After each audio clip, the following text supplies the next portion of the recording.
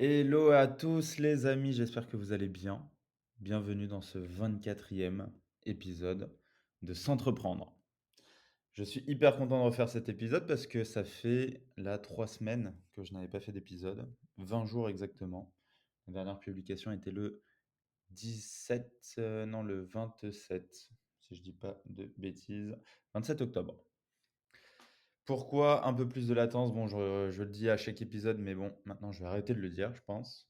C'est que, tout simplement, je préfère prendre un temps supplémentaire pour bien noter mes idées, avoir un rythme qui est moins soutenu. En tout cas, j'ai beaucoup de sujets que je dois traiter, beaucoup de projets où je dois m'investir et ce projet, est un hobby et donc j'essaie de le faire sur mon temps libre au maximum et donc le maximum pour l'instant, c'est, effectivement la récurrence que nous avons là actuellement. Donc je vais essayer de tenir du une fois toutes les 2 semaines. Voilà, j'arrête d'en parler à chaque début d'épisode. Au moins vous avez l'info et je suis content du coup de pouvoir vous partager plein de choses parce que du coup en ces 2 3 semaines, il s'est quand même passé pas mal de choses.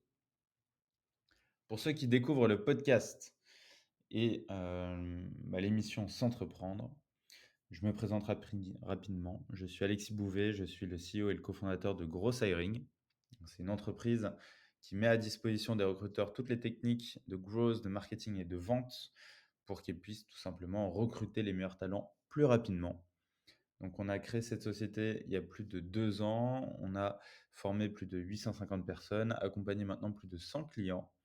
Et nous sommes un collectif, on peut appeler ça un collectif de 20 personnes, 20 experts où nous intervenons maintenant dans le cadre de formation, mais aussi d'accompagnement sur mesure, où on va implémenter les solutions. Donc, on a des consultants, tout simplement, qui vont dans les entreprises pour mettre en place les systèmes du growth hiring.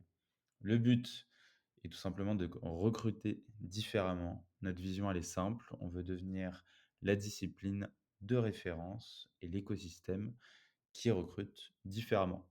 Notre mission aussi, elle est simple, c'est d'aider chacun à trouver sa place dans ce monde, de grandir et que chacun puisse contribuer au monde qui l'entoure, parce qu'on est convaincu que chacun peut justement apporter une belle pierre à cet édifice et que le recrutement aide notamment les personnes à changer de vie, à changer de trajectoire et notamment à se trouver. Vous avez vu, pour ceux qui connaissent le podcast depuis longtemps, j'ai changé l'intro, je l'ai faite un peu à l'improviste, j'avoue.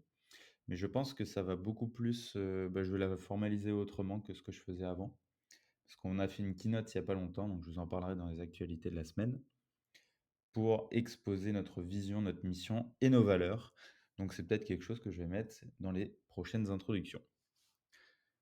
Présentation faite, finalité quand même parce que, pour finir quand même la présentation, c'est que l'objectif de ce podcast est de vous partager, mes enseignements, mon aventure entrepreneuriale et surtout, moi je suis convaincu que entreprendre ou être entreprenant, donc on n'est pas obligé d'être entrepreneur, c'est aussi s'entreprendre soi-même, donc c'est-à-dire se développer et devenir une meilleure version de soi-même et ça passe notamment par ce que je fais là actuellement, donc c'est-à-dire vous partager mes enseignements et j'aimerais vous faire, vivre un petit peu, mon aventure en espérant que ça aide la vôtre.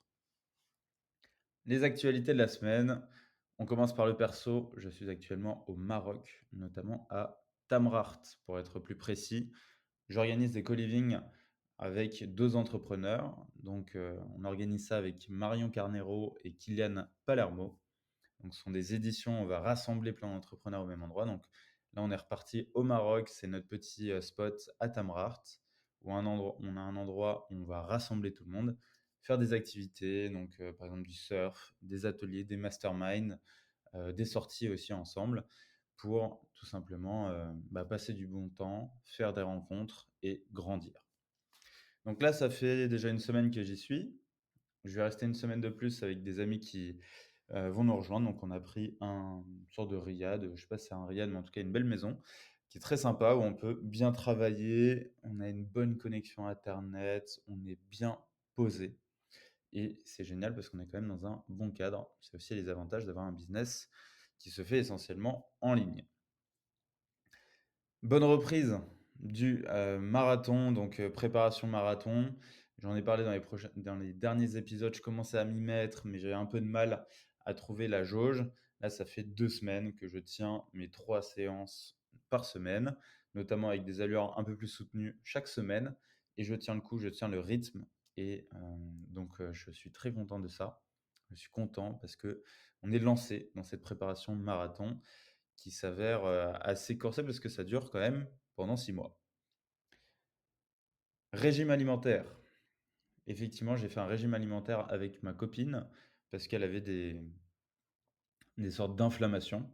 Donc elle avait du mal à digérer certains aliments et donc pour détecter quels sont ces aliments qui, pouvaient impacter son système digestif, et beh, il faut faire une sorte de redescente alimentaire. Donc c'est-à-dire qu'on se prive de certains aliments comme les légumineuses, le lactose, le gluten et les viandes grasses, bref plein de choses. Pour la soutenir, je me suis dit que j'allais le faire avec elle. Donc je me suis prêté à l'exercice, j'ai fait ça pendant 3 semaines et j'ai réintégré l'ensemble des aliments. Donc ça, je l'ai pas très bien fait. Moi, j'étais pas trop sujet à ça. Moi, je l'accompagnais plus pour cette transition de descente alimentaire. Et donc, là, j'ai commencé à réintégrer les aliments et vous vous rendez pas compte à quel point le pain, ça m'avait manqué et le sucre, je me suis rendu compte que j'étais très addict au sucre et que c'est une addiction que je pense qu'on a quand même beaucoup et du coup, ça m'a fait du bien de pouvoir me rendre compte quels étaient les éléments où il y avait du sucre et aussi, réguler cette addiction au sucre. Donc voilà, je suis en reprise tranquillement. Ça fait plaisir parce que je suis beaucoup moins privé. Parce que c'est un peu frustrant d'aller au restaurant, par exemple, avec des amis et être privé d'un aliment ou d'un dessert. Et donc là, ça fait plaisir, mais je suis beaucoup plus modéré. Je me suis mis aux échecs. Donc, en ce moment, c'est un peu ma petite lubie du moment. Les échecs en ligne, donc j'ai téléchargé chess.com. Je fais des parties à droite à gauche avec des amis ou des personnes en ligne. Et franchement, je trouve ça hyper intéressant, ça améliore la strat. Et je me suis aussi rendu compte du gap que j'avais en affrontant un ami qui est Paul, tout simplement. Et on a joué ensemble et je me suis rendu compte que j'étais vraiment nul. Et donc je partais vraiment d'un point bas et je me suis dit, mais j'avais déjà regardé des tutos, je m'étais entraîné, etc. Donc je pensais avoir une base solide. Et en fait, pas du tout. J'ai gagné aucune partie. C'était hyper frustrant. Et donc, petit message à tous ceux qui commencent des nouvelles choses, des nouvelles disciplines ou qui sont en train d'apprendre de nouvelles choses. C'est normal, c'est la première phase de prendre conscience qu'on n'est pas bon et qu'il y a un gap et du coup de mettre en place les actions pour s'améliorer. Donc voilà, je continue à m'entraîner pour Bad Paul. Finances perso. J'ai refait un point sur mes finances personnelles. Je pense que c'est un sujet qu'on aborde très peu. En tout cas, je l'ai très peu abordé dans ce podcast. Je vais en parler rapidement, mais ça va pas être le sujet d'aujourd'hui. Mais les finances perso, ce qui est important pour moi, c'est quand même d'avoir ce levier, d'un matelas de sécurité et même de l'argent qui fructifie sur d'autres leviers sur un compte bancaire, ça fructifie pas du tout et même on perd de l'argent avec l'inflation. Et donc, il faut faire fructifier cet argent pour tout simplement avoir plus de cette ressource qui est l'argent. Et donc, ce que j'ai mis en place, c'est que j'ai mis en place de l'investissement en récurrent via de la crypto-monnaie. En DCA, ça s'appelle, donc c'est la récurrence. On va pouvoir investir, par exemple, tous les mois. Et donc, j'ai pu mettre en place ça avec Finari, que je recommande. C'est Mounir qui a créé cet outil-là. Et j'utilise Finari pour, du coup, l'ensemble de mes investissements. Et ça me permet de centraliser l'ensemble des transactions sur la même plateforme et de piloter, tout simplement, l'ensemble de mon patrimoine. Donc voilà, j'ai fait ce gap où j'ai transféré mes cryptos sur les Binance, Coinbase, et cetera et je vais tout mettre sur Finari. Et aussi, j'ai mis en place du coup des versements automatiques en ETF, donc c'est en cours, pour investir en ETF tous les mois. Évidemment, je le dis dans ce podcast, mais ce ne sont pas des conseils financiers, mais voilà, c'est juste des choses que je vous partage, que moi j'ai pu mettre en place. Et je pense que c'est intéressant et important de se pencher sur ces sujets. Sur la partie pro, génial, je suis très content parce que tout avance bien chez Gross Hiring. On avance, franchement, on avance, super bien. Le MRR augmente, franchement, on avance, super bien. Le MRR augmente, donc je ne partagerai pas les chiffres dans cet épisode. Pour l'instant, j'ai pris une petite pause, sur ce sujet de partager tous les chiffres. Je pense qu'il y a des choses qui sont très liées à la strat, des choses qu'on ne peut pas forcément dévoiler et je pense que je vais rester, en tout cas dans les prochains épisodes, un peu plus, un peu plus secret là-dessus, le temps qu'on arrive à avoir, quelque chose de «partageable» entre guillemets. Hem, Vu qu'on est en construction et surtout que ça impacte beaucoup la stratégie et que j'ai pas envie que tout le monde sache tout ce qu'on a en tête et tout ce qu'on veut mettre en place, et bah, je préfère rester un peu plus, un peu moins partageur sur ce sujet. Mais le MRR avance très bien, le chiffre d'affaires augmente, donc c'est vraiment trop, trop cool. Et la nouvelle offre consulting, pareil, où là, on a des consultants qui vont dans les entreprises, marche bien. Donc c'est un modèle, hyper intéressant et on a du coup déjà 7 ou 8 clients qui ont signé sur cette nouvelle offre et les résultats sont incroyables, donc ça fait vraiment plaisir.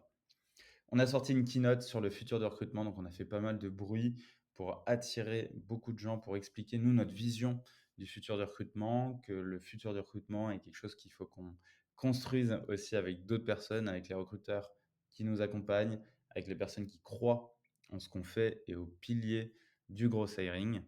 Donc on a partagé aussi ce rebranding de notre marque, enfin qui est sorti, avec des couleurs un peu plus sombre pour montrer un peu notre expertise, le bleu qui va représenter le growth et un peu le fait de recruter différemment, un diamant qui va symboliser les pépites, donc les profils qu'on va aller chercher, les talents, et également le talent que chacun a en soi. Donc on est convaincu que chacun a un talent et a ce diamant en soi qu'il est important de cultiver. Ce rebranding, il est assez fort parce qu'il montre aussi un nouveau positionnement. Là, on va rentrer dans une nouvelle catégorie. On va se positionner comme un acteur de référence pour recruter différemment et que dès qu'une entreprise a des gros enjeux de recrutement, elle a envie de faire appel à nous. Donc, très important de marquer le coup avec cette keynote. C'est chose pas 100% réussie, selon moi. Je vous le partage juste après. Mais en tout cas, c'est un gros tournant. Le fond qu'on a créé, la mission, la vision de la boîte et les valeurs qu'on a pu diffuser sont hyper clairs pour nous et nous permettent de vraiment aller dans la bonne direction. Création d'un système de récurrence sur Google Agenda. Moi, j'ai mis en place pas mal de nouveaux systèmes. Là, je suis en train de tester Motion, qui est un agenda automatisé. Donc, ça, c'est intéressant d'avoir ce to-do list qui vit dans son agenda pour être sûr d'exécuter de la bonne manière et de coupler ça avec Google Agenda. Je vous en parlerai un petit peu plus en détail après. Et je pense qu'on est pas mal en vrai. Et aussi, ouais, nouvelle presse, nos propals. Donc nos propals sont beaucoup plus qualitatives avec la nouvelle brand et surtout s'attachent au code des entreprises qu'on cible, donc c'est-à-dire des grosses ESN, des cabinets de conseil, des grands groupes aussi avec qui on échange. Je pense à la Société Générale, SNCF, BNP, Accenture, voilà, des clients aussi qu'on a pu accompagner comme Accenture. Finalité de ces, actualités. Bon, ça fait longtemps qu'on ne s'est pas vu, donc j'ai passé un petit peu de temps sur ces actualités, mais en soi, tout va pour le mieux. Le mindset est incroyablement bon. Je vous partagerai aussi un de ces derniers enseignements là-dessus, mais c'est un régal de vous repartager encore ces enseignements et de repartir sur un nouvel épisode. Les enseignements de cette semaine, en tout cas de ces 2-3 dernières semaines. J'en ai 1, 2, 3, 4, 5, 6. 6 enseignements. Le premier, les actions doivent être à la hauteur du résultat voulu. Le deuxième, augmenter son niveau d'exigence pour soi et pour les autres. Le troisième, réactivité, qualité et canal sont les graines d'une bonne relation. Créer des systèmes solides pour laisser place au chaos. Challenger, recadrer et encourager, créer des changements significatifs. Et finalement, voir la vie comme un jeu pour être meilleur que la veille. On est parti pour le développement de ces 6 enseignements. Premier enseignement, les actions doivent être à la hauteur du résultat voulu. Je pense que le bon exemple est justement cette keynote qu'on a mis en place. Donc, Vous avez compris, c'était un moment fort, un gros tournant pour Grosse Hiring. Et qu'est-ce qui s'est passé? C'est que, bah, on a beaucoup travaillé là-dessus, beaucoup travaillé sur le fond. Mais en fait, on s'est rendu compte le jour J, lorsqu'on était en tournage, donc c'était un live qu'on a fait sur LinkedIn. Il y avait plus de 200 personnes qui étaient live. Il y avait 800 inscrits au total. Et après, il y a beaucoup de gens qui ont regardé le replay, puisqu'ils n'ont pas pu être dispo. Et je crois à l'heure actuelle, on est à plus de 500 vues à peu près. Donc, hyper impactant. Les stats sont intéressantes, c'est génial. On avait fait aussi une quarantaine de leads. Donc voilà, les stats sont au rendez-vous. Par contre, je trouve que le message qu'on voulait faire passer, qui était, bah, de rentrer, et c'est ce qu'on est en train de faire, de rentrer dans une nouvelle catégorie et de passer un cap, un nouveau chapitre au sein de Gross Hiring, a été, selon moi, pas été exécuté de la meilleure des manières. Pourquoi? Parce que le rendu final était moins bon que ce que j'espérais. En gros, on voulait faire une keynote, donc une keynote un peu à la Steve Jobs. Donc, c'est-à-dire, on a un écran derrière nous, on a envie de déployer notre vision, notre mission, nos valeurs, etc. Donc, on a été en studio pour avoir une personne en régie qui va du coup nous filmer nous, plus notre présentation. Et à l'initial, étaient prévues 3 caméras, un switch entre le partage d'écran et nous qui parlons, et une qualité, on va dire, optimale. Le fait est que le jour J, en fait, la personne qui était là je sais pas ce qu'elle a foutu, mais en gros, elle a pas réussi à avoir les 3 caméras, n'en avait qu'une. Elle a pas réussi à faire le switch, de caméra aussi entre la présentation et nous-mêmes, donc ce qui faisait que c'était assez figé. Et aussi, on avait, une qualité qui était moins bonne que ce qu'on espérait.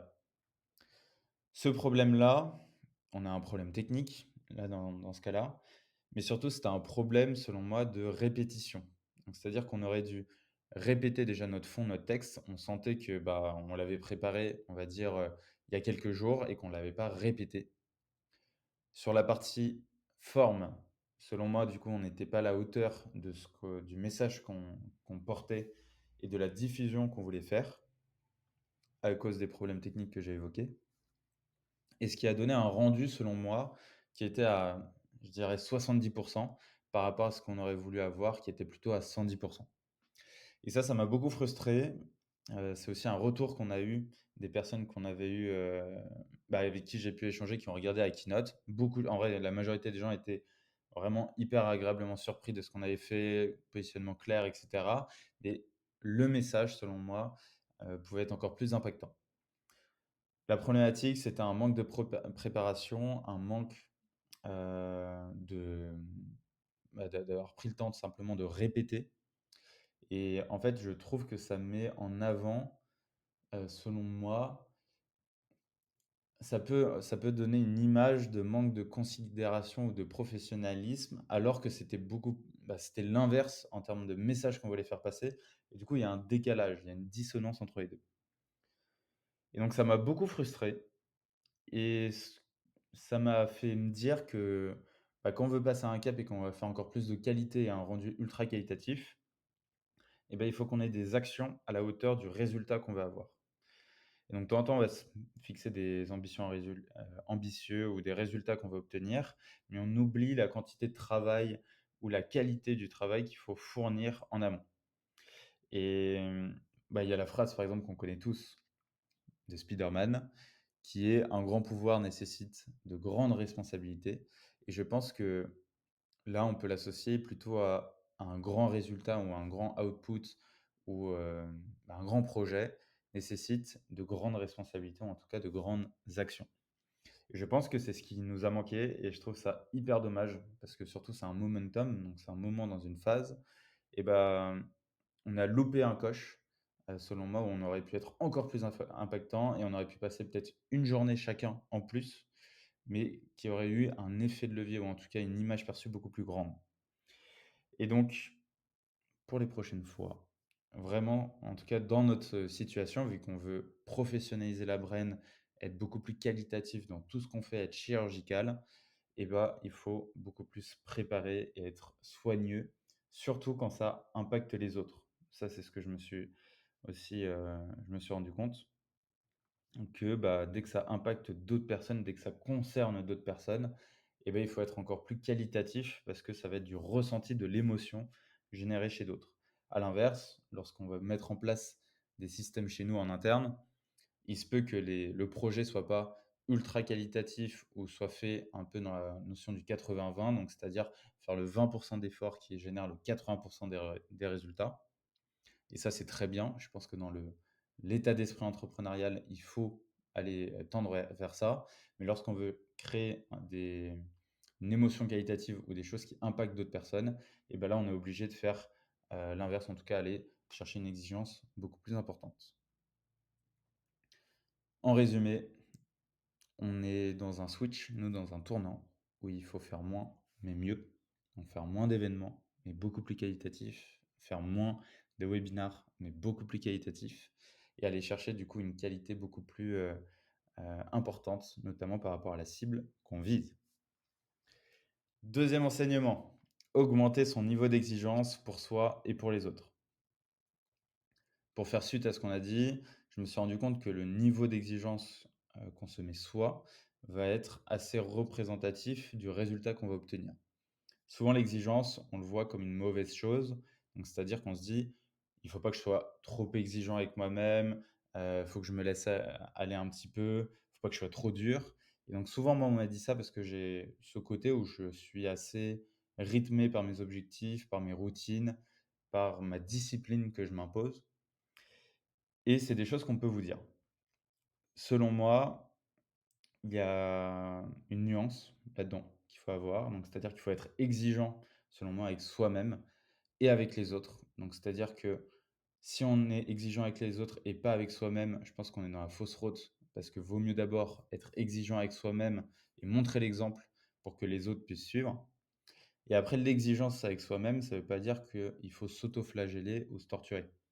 C'est-à-dire qu'il faut être exigeant et être juste par rapport à ce qu'on veut atteindre. Mais par contre, si on n'atteint pas, si il y a une erreur, s'il y a des problématiques, c'est pas quelque chose qu'il faut ruminer dans sa tête de manière constante, mais c'est plutôt de se dire bah, comment je peux améliorer ça, comment je peux faire mieux et comment je peux atteindre l'objectif. Et du coup, ça a amené sur le dernier point qui est de voir les choses comme un jeu, qui permet de retourner cette exigence vraiment que avec des choses positives, donc c'est-à-dire en termes de résultats et d'output, et qui permet d'avoir une légèreté, on va dire, dans l'exécution et surtout de comment on voit les choses avec soi-même. Si on prend un exemple, par exemple, d'un montage vidéo qui va impliquer plusieurs personnes, et ben, le fait d'être exigeant sur la qualité du message d'invitation qu'on va faire aux invités, la qualité du brief, euh, la qualité du brief aussi pour les monteurs, le studio, à quel point il va être bien ficelé, qualitatif et chirurgical sur la manière d'être agencé, permet d'avoir un rendu, même dans la manière d'être, la manière d'interviewer, dans la qualité des rushs, dans le montage, qui va être beaucoup plus pertinent et exigeant. En tout cas, ça laisse moins place à l'erreur si vous-même, en tant que gestionnaire de projet, vous êtes exigeant. Donc je pense que c'est important de déterminer aussi le niveau d'exigence qui est nécessaire parce que de temps en temps, ça sert à rien d'être trop exigeant sur certaines choses. Ce qu'on disait, on peut laisser certains projets être moins exigeants, surtout sur des projets plus internes. Et euh, dès que c'est des projets qui concernent d'autres personnes qui sont externes, qui vont être visibles, qui vont être du contenu par exemple, il faut être exigeant. Et je pense qu'il faut mettre la responsabilité d'un niveau d'exigence élevé, donc c'est-à-dire être encore plus dur, plus juste là-dessus pour s'assurer d'atteindre ce qu'on veut. Réactivité, qualité et canal sont les graines d'une bonne relation. On est à 24 minutes les amis, ça a duré peut-être un peu plus que d'habitude, mais ça fait plaisir parce qu'on passe un bon moment. Je prends une petite gorgée d'eau et on est parti pour le troisième enseignement.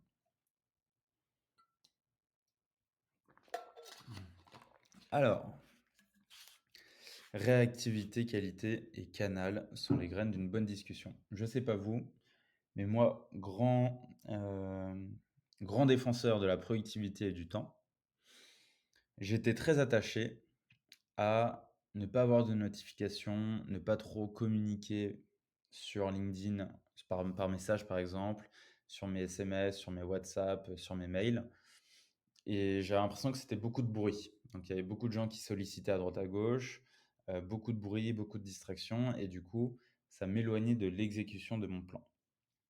Ça, c'était mon constat donc j'avais coupé toutes les notifications, je batchais donc c'est-à-dire que j'avais 2 moments dans la journée pour répondre à mes messages et dans, je pense, 50 des cas, ces créneaux avaient l'habitude de sauter parce que j'étais beaucoup plus focalisé sur l'exécution de mon plan et donc je prenais beaucoup moins de temps à répondre à l'ensemble des personnes. Je me suis rendu compte que ce focus que je pensais m'imposer était en fait un mauvais focus, ou en tout cas je mettais un focus beaucoup trop important à cet endroit-là, alors que les communications avec les personnes, les relations, échanger avec les gens, que ce soit du perso ou du pro, selon moi est la chose la plus importante dans la vie.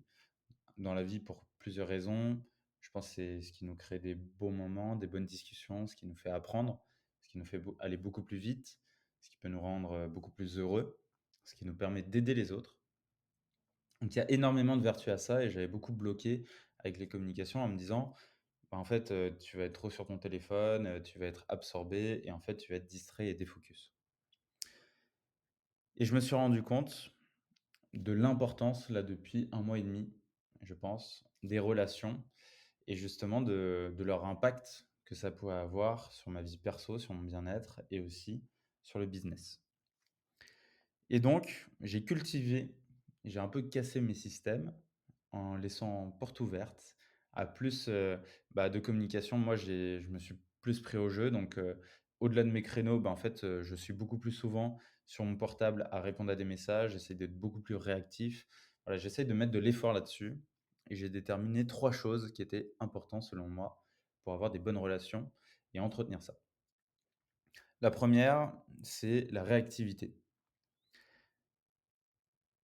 Je pense que la réactivité, c'est quelque chose qui est ultra précieux, très valorisé. Je ne sais pas si vous connaissez Guillaume Moubèche. Moi, c'est un très bon exemple selon moi sur la réactivité des messages. Guillaume, c'est un très bon entrepreneur qui est à la tête de l'Emlist. Bref, il a plein de projets, il est hyper sollicité, mais pourtant, on peut lui envoyer un message dès demain sur WhatsApp, il vous répondra dans la journée et il prendra le temps de vous répondre. Et moi, je trouve ça assez fou parce que dans ma tête, je pense qu'il doit recevoir une cinquantaine, centaine de messages par jour et il prend le temps de répondre à tout. Et je me dis, mais comment il peut faire ça? Comment c'est possible alors qu'il gère une boîte, je ne sais plus combien elle est valorisée, bref, c'est démentiel, avec un nombre d'employés aussi énorme.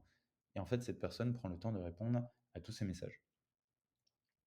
Je pense qu'il y a certains stades de boîte, donc effectivement, peut-être qu'il a un moment où il a beaucoup délégué, il a plus de temps là-dessus.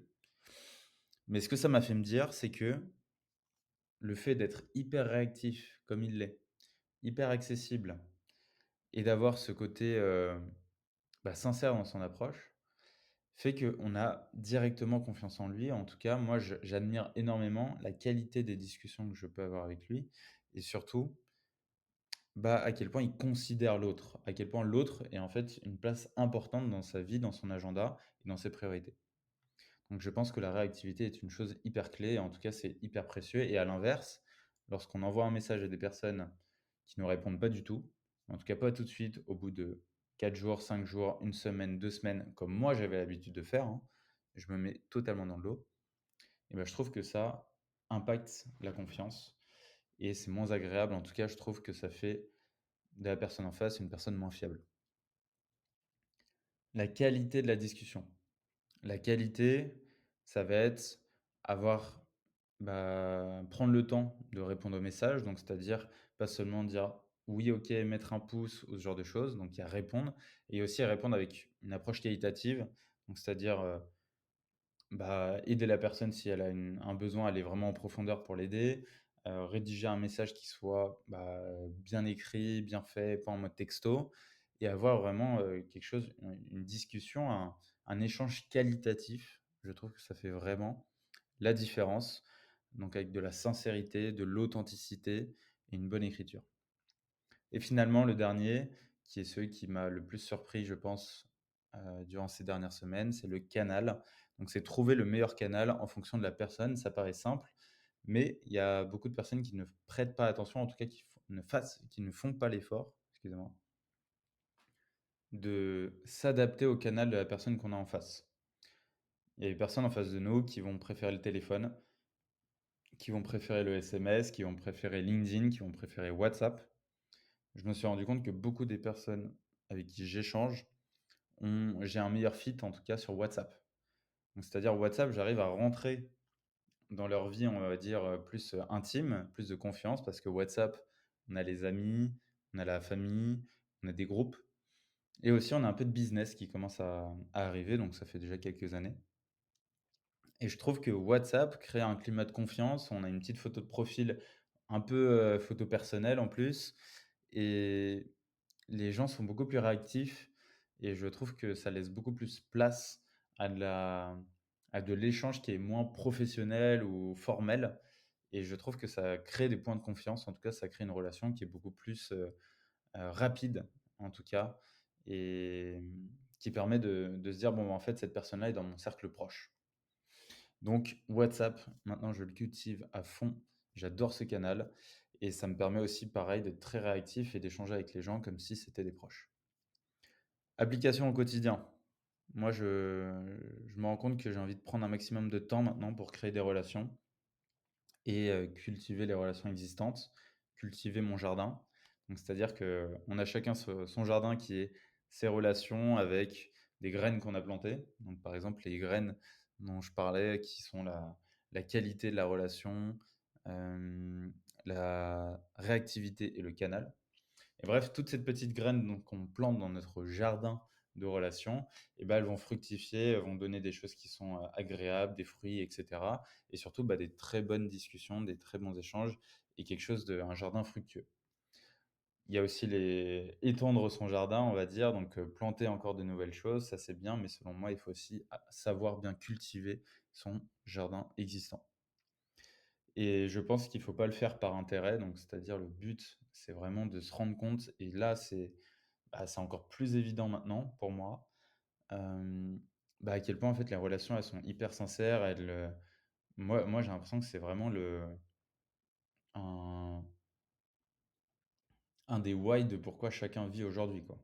On est très liés avec les autres, on a besoin d'aider les autres, on a besoin d'être, aidé par les autres et je trouve que c'est, un phénomène qui est vraiment génial en tout cas, de pouvoir échanger avec autant de monde, surtout aujourd'hui. On est dans une ère où on peut se connecter très facilement aux gens, on est très vite sollicité aussi, mais il y a quand même, un accès très facile à l'ensemble de ces, opportunités, ces connexions et ces relations. Quatrième enseignement, créer des systèmes solides pour laisser place au chaos. Les systèmes, ce que j'appelle système, c'est des briques, des process que vous avez pu mettre en place et qui, vous facilitent votre quotidien, peuvent tourner tout seuls, automatiser des choses ou qui vous permettent tout simplement d'avoir une bonne ligne directrice.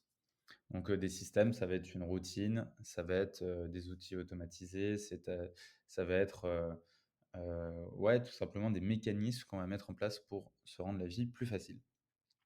Selon moi, il y a beaucoup d'avantages. Ça nous permet d'avoir un bateau qui est solide, donc des fondations hyper solides lorsqu'on est dans la tempête. Donc il y a des moments où, ça va être compliqué dans notre vie perso, dans le business, dans plein de choses, mais on a ces systèmes qui sont, par exemple, dans mon cas, faire du sport, 3 fois par semaine, faire de la méditation tous les matins, faire, des techniques de respiration et d'étirement aussi tous les matins, faire ma to-do list, avoir mes projets bien, segmentés, avoir mes moments où je travaille et d'autres moments où, je prends plus de temps pour moi. Voilà, il y a plein de systèmes qu'on va pouvoir mettre en place. En tout cas, moi, c'est des systèmes qui me vont très bien. Ça me permet aussi de générer des effets de levier selon moi. Donc, c'est-à-dire, par exemple, le fait de méditer tous les jours, tous les matins, ça me permet d'avoir un esprit beaucoup plus clair, beaucoup plus serein et affronter la vie, entre guillemets, de manière très souple, tel un roseau, et ne pas casser comme un chêne. Ce que ça permet aussi, ça permet d'avoir de l'impact sur le long terme. Donc, le fait d'avoir plein de petites actions qu'on met en place à petite échelle, donc chaque jour, fait qu'on aura des gros effets cumulés plus tard. Moi, j'apprends rien là-dedans. Mais par contre, il y a quand même des dangers. Donc ça, c'est important de bien les retenir, je pense. C'est de mettre le focus au mauvais endroit. Donc, c'est-à-dire avoir des systèmes où on a des tâches récurrentes, par exemple des routines récurrentes, fait que bah, on peut ne pas laisser place à du défocus ou à du chaos, qui est selon moi des bonnes opportunités ou des choses qu'il faut saisir. C'est le même exemple que je prenais tout à l'heure, où je laissais pas place à de l'opportunité, à des échanges, parce que j'avais mes systèmes qui étaient mis en place. Et en fait, ça m'a fait défaut. En tout cas, je me suis rendu compte que je suis passé à côté de plein de choses, plein d'ouverture d'esprit, plein d'opportunités parce que j'ai mis des œillères sur des choses. Et je me rends compte qu'il y a plein de choses où j'ai des convictions là-dessus, où je me suis mis des œillères, par exemple, être sur Instagram. Je pense que c'est pas une mauvaise chose, je suis plutôt content de ça, mais de ne pas regarder des réels, scroller des choses. Pourtant, il y a quand même des nuances. Donc, c'est-à-dire que j'ai bien eu cette discipline-là, de ne pas aller sur les réseaux sociaux, en fait, je m'en fiche un peu de ça. Mais par contre, je passe à côté de certaines actualités que je pourrais regarder sur ces réseaux, etc. Donc faire attention parce que ça peut mettre le focus au mauvais endroit. Ça peut être aussi un piège, donc être piégé dans son système et se dire, ne pas le remettre en question. Et en fait, se dire: «Bon, en fait, il faut que je cours, il faut que je médite tous les matins, 10 minutes, 15 minutes et il y a pas d'autre solution». Et en fait, ça va, on va dire fermer un peu l'esprit et peut-être on va se retrouver facilement piégé dans son système. Je pense, le fait d'avoir des systèmes peut créer un FOMO, donc un Fear of Missing Out du système des autres. Donc c'est-à-dire, par exemple, le mien, celui que je vous expose, peut-être qu'il crée chez vous un sentiment de: «Ah ouais, c'est vrai que moi je fais pas ça, ouais, j'aimerais bien faire ça. Ah ouais, ça pourrait être cool» et en fait se dire, «Bah, mon système il est nul et il faut que je le change absolument». Attention à ça, je pense que c'est bien effectivement de remettre en question son système, mais ça ne veut pas dire qu'il faut calquer le système des autres, parce que le système des autres n'est pas forcément le bon système pour vous. Donc c'est là aussi qu'il faut avoir de la nuance. Et ça peut, le fait d'avoir un système, très, rigide, ne pas laisser place à de l'imprévu ou un phénomène de sérendipité, j'aime bien appeler. Donc c'est-à-dire le fait de, bah, par exemple, échanger avec plein de gens ou faire des actions un petit peu aléatoires et ben, en fait, ça nous revient d'une manière ou d'une autre ou en tout cas, ça crée d'autres opportunités qui peuvent être pertinentes et en fait, c'est ce phénomène entre guillemets de, semer plein de graines partout et qui est quand même assez, hem, assez, contradictoire par rapport à un système rigide et même dans votre système, si ça se trouve, il y a des moments où vous pouvez vous laisser justement de la place à ce phénomène de sérendipité. Selon moi, pour créer du coup le bon système, c'est important de bien se connaître, bien connaître sa personnalité. Est-ce que vous êtes plutôt du matin, plutôt de l'après-midi? Qu'est-ce qui est important pour vous en fait dans votre système, mettre en place? Est-ce que ça va avoir de la routine? Est-ce que c'est justement comme moi, laisser plus de place à d'autres choses? Quels sont vos objectifs? Qu'est-ce que vous voulez atteindre? Donc ça va vraiment déterminer le système que vous allez vouloir créer. Ensuite, créer le bon système en fonction, de vous, c'est hyper important et s'inspirer des autres, mais pas les copier. Donc trouver la bonne formule par rapport à vous et donc là, c'est que de l'itération. Donc on s'inspire des autres, on teste, on voit ce qui marche et après même quand vous avez atteint un stade qui est un peu plus, avancé, vous allez pouvoir détecter ce dont vous avez besoin et vous-même, en fait, faire votre propre analyse des choses que vous recherchez. Donc c'est un peu moins de copier ou imiter les gens, mais c'est beaucoup plus se dire: «Bon, bah, en fait, j'ai une problématique bien précise par rapport à mon système, comment je trouve une solution?» Je pense que c'est aussi important de l'optimiser en continu et de le challenger, donc se dire: «Bah, ce système-là, est-ce qu'il est toujours d'actualité?» Est-ce que, bah, je peux pas l'optimiser? Et là, c'est ce que je commence à faire quand même beaucoup plus. Là, j'ai remis en question beaucoup mon système, où j'avais ma to-do list, mon agenda et cetera. Donc là, j'ai trouvé un système qui me permet d'avoir mon agenda et ma to-do list au même endroit et de faire vivre mes créneaux sans avoir un duplicata de saisie. Donc c'est Motion, donc l'outil que j'utilise. Hem, Qu'est-ce que j'ai mis en place d'autre? J'ai mis en place, bah, du coup, mes routines qui sont toujours, bah, actuelles et qui ont varié un petit peu. notamment le sport, qui sont bien 3 fois par semaine. J'ai mis aussi en place un questionnaire que je vais faire chaque fin de journée en me demandant, bah, qu'est-ce que j'ai pensé de ma journée? Donc sur une note de 1 à 10, quelles sont les choses que je peux améliorer? Quelles sont les choses qu'il faut que j'arrête de faire? Et je crois qu'il y avait un dernier truc, quelles sont les idées que je peux avoir pour être meilleur demain? Donc voilà, c'est tous les systèmes que je recommence donc j'ai réouvert un peu les chakras, j'optimise, donc c'est important vraiment d'optimiser en continu. Attention parce qu'on peut se perdre aussi dans la suroptimisation ou passer trop de temps là-dessus au lieu d'agir. Donc voilà, il faut bien faire la balance entre les 2. 5e enseignement, challenger, recadrer et encourager, créer des changements significatifs. Quand on travaille avec des personnes, donc autour de nous, c'est hyper important de les aider à être, on va dire, les meilleures versions d'elles-mêmes, en tout cas, faire en sorte qu'elles atteignent leurs objectifs et qu'elles soient fières d'elles. Et je pense que dans ce cas-là, on a plusieurs manières d'aider les autres à être justement ces meilleures versions d'eux-mêmes.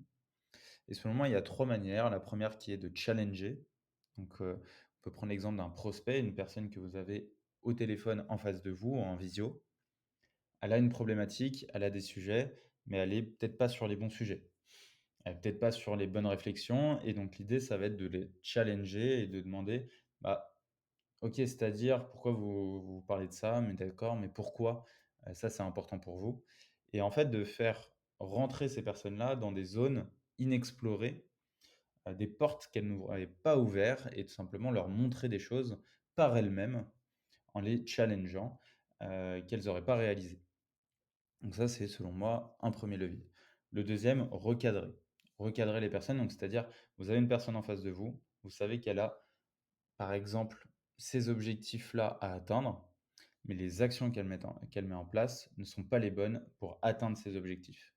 Et donc là, ça va pas parce que les objectifs ne sont pas atteints. Et donc là, on va devoir recadrer la personne pour lui dire: «Attention, là, tu fais fausse route. Là, tu es pas du tout au bon endroit». Donc c'est arrivé avec, par exemple, une amie qui avait, bah, une sales dans, son équipe. Ça faisait 1 mois et demi qu'elle n'avait pas vendu à cette personne et donc ça allait pas. Et si elle laissait, cette personne-là agir de la même manière et bah, en fait, elle n'allait pas du tout atteindre les objectifs. Et je crois que la phrase de Albert Einstein est: «La folie, c'est de penser que l'on peut atteindre les de meilleurs résultats en faisant la même chose». Bon, c'est plus ou moins ça, il faudrait que je retrouve la vraie citation. Mais en gros, l'idée, c'est, bah, il faut aider les gens à faire autrement, en tout cas, travailler autrement pour atteindre les bons résultats. Et donc, bah, la personne, du coup, qui n'avait pas atteint ses objectifs, bah, ma pote qui est à la tête de cette boîte, bah, l'a recadré en lui disant: «Bah, là, ça va pas. Factuellement, ça, c'est pas possible. Là, les actions ne sont pas les bonnes mises en place et je sais pas ce qu'on va pouvoir faire, mais je pense que si ça marche pas, en gros, si tu arrives pas à atteindre les objectifs, malheureusement, on va devoir se séparer de toi». La semaine d'après, la personne, du coup, a closé 4 nouveaux deals et ces résultats, ils n'ont pas été depuis, 3 mois, 4 mois. Et donc le fait de mettre un un recadrage, en tout cas de dire les vrais mots, les mots justes et bah, ça a permis de déclencher en cette personne l'envie bah, de d'atteindre ses objectifs. Et finalement, encourager. Ça, c'est un peu ce que j'ai appris aussi cette semaine. J'étais en compagnie de Lucas de Net and Connect. Il a créé un business club entre, bah, il y a plein d'entrepreneurs, de dirigeants qui vont faire du paddle. Donc c'est un système un peu particulier, du networking en faisant du paddle et en ayant, bah, un peu ce côté, bah, échange networking après. Et donc il associe les 2. Et ce qui était intéressant, c'est que, bah, il a de nature, Lucas, un côté empowerment. Donc il va vraiment aider chaque personne en lui disant: «Mais si, tu peux y arriver, mais ça, cet objectif, tu peux l'atteindre». Je suis allé par exemple courir avec lui. Lui a fait un marathon et a fait aussi un Ironman, qui sont des objectifs que je veux atteindre. Et je lui ai dit que, bah, moi, mon objectif, par exemple, c'était faire 3h30 au marathon. Donc c'est-à-dire courir à une allure de 4,59 ou 58. Et en courant avec lui, et en faisant du fractionné, il m'a dit: «Mais c'est pas possible, tu peux pas te donner cet objectif-là, il est pas du tout assez ambitieux. Franchement, tu peux faire, heu 3h15, largement, tu cours limite beaucoup mieux que moi» et cetera, et bref, il a grave il m'a beaucoup encouragé, et ce qui m'a permis de mettre un autre point d'ancrage que moi-même je m'étais fixé, qui était 3h30, que je trouvais déjà ambitieux, et en fait, il m'a mis un autre point d'ancrage qui a de l'importance parce que je trouve qu'il lorsqu'il vient de l'extérieur, il a beaucoup d'impact et de poids, et en tout cas, c'est beaucoup plus facile à intégrer que lorsqu'il vient de l'intérieur. Vient de l'intérieur, tu te dis: «Bah, je me fie à ce que moi je sais de moi-même et de ma capacité que j'estime qui est de faire 3h30». Et lorsqu'une personne extérieure te dit: «Bah, en fait, tu peux faire 3h15», et ben, en fait, ça te «brise» entre guillemets la croyance que tu avais, et tu te fixes un autre point. Donc ça, j'ai trouvé ça assez fort, et c'est quelque chose qu'on retrouve beaucoup en management, je trouve, bah, de pouvoir encourager les personnes, leur mettre, leur briser leurs barrières, leurs croyances limitantes, et leur fixer des barrières qui, selon vous, hein, de manière sincère, sont atteignables pour elles. 6e enseignement, je pense qu'on est bientôt à la fin. On est à 45 minutes. 6e enseignement, voir la vie comme un jeu pour être meilleur que la veille. Ça, je pense que c'est le mindset que je retire de ces 3 dernières semaines. C'est que on peut facilement se mettre la pression. Donc là, je me suis mis quand même une bonne pression, et c'est aussi pour ça que j'ai pas fait d'épisode. On peut se démoraliser, on peut se démotiver, c'est des choses qui arrivent. On peut être dans un cycle de pensée qui est un peu négatif. C'est des choses aussi qui arrivent. Ça m'est pas trop arrivé là, mais je sens des moments où je peux avoir de la faiblesse là-dessus, et ce que je trouve intéressant, en tout cas là, le système que je me suis mis en place, c'est de me dire, avec notamment ce formulaire chaque fin de journée: «Comment je peux être meilleur que la veille?» Et chaque journée, je me réveille en me disant: «Mais comment je peux me faire mieux que la veille?» Et au début, j'avais intellectualisé ça en me disant: «OK, les gens ils me disent ça, mais très bien, c'est intéressant». En fait, en le faisant, et moi je vous invite, sincèrement à tester le fait de se dire chaque matin: «OK, comment je fais en sorte que cette journée, elle soit meilleure que la veille?» Que je sois vraiment une meilleure version de moi-même, et que je donne tout, en fait. Que je sois au maximum, que je puisse donner aux gens, je fasse rire les gens, que j'apporte de la valeur aux gens, que je sois discipliné, que j'atteigne les actions que je me suis imposées aujourd'hui, que, je prenne du bon temps pour moi, prenne du temps pour moi. Comment je peux être meilleur que la veille? Et en fait, cet état d'esprit un peu, de joueur au final, parce que ça peut sembler très rigide, très, dur, et en fait, je trouve que si on le couple avec un état d'esprit joueur, un peu de play hard, work hard, et bah, je trouve que, bah, on prend beaucoup de plaisir dans cette quête, et finalement, je trouve que ça nous fait beaucoup progresser. En tout cas, là, j'ai beaucoup progressé en 2 3 semaines avec cet état d'esprit. Je vous laisse avec ce dernier enseignement. Je vous résume, je vous rappelle les 6 enseignements qu'on a vus rapidement. Donc le premier, les actions doivent être à la hauteur du résultat voulu. Augmenter son niveau d'exigence pour soi et pour les autres. Réactivité, qualité et canal sont les graines d'une bonne relation. Créer des systèmes solides pour laisser place au chaos. Challenger, recadrer et encourager, créer des changements significatifs. Voir la vie comme un jeu pour être meilleur que la veille. Je vous laisse, je vous souhaite un bon week-end, une bonne journée, une bonne matinée ou une bonne soirée. On se retrouve très vite pour le 25e épisode. Ciao.